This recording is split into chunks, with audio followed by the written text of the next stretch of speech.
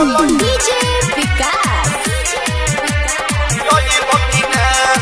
रीगा सीतामढ़ी हमारा लसारिया छोटा कला जामल योई बकिना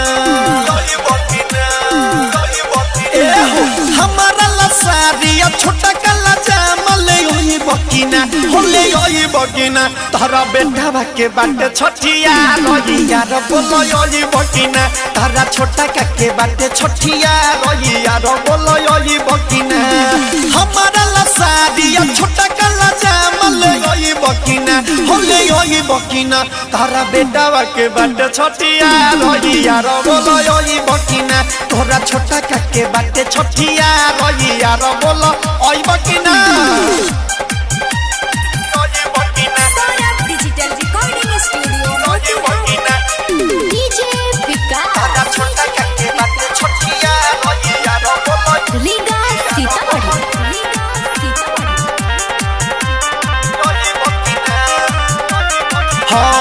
बावे सगरो सोहर भइल मनावा बाटे खुश हो मन जदी बात न मनब जाय म तोह से रूस हो बावे सगरो सोहर भइल मनावा बाटे खुश हो हमर तू जदी बात न मनब त जाय म तोह से रूस हो नैहर के कहानी दिहल तो निशानी बखेलई बकिना नैहर के कहानी दिहल तो निशानी बखेलई बकिना हो खेलई बकिना तोरा बेटा के बाटे छठिया रोइया रो बोलई बकिना तारा नाना के बाटे छठिया रोइया रो बोलई बकिना बोला ना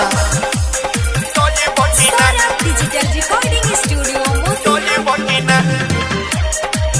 तारा छोटा के बाटे छोटिया रोइया रो बोलो डीजे विकास रीगा सीतामढ़ी सोरब ये समरिया साथे लेके आई हो कि सहन के बबुआ के 500 रुपया दी हो हाथ से तू गन के सुन सोरब ये समरिया साथे लेके आई हो कि सहन के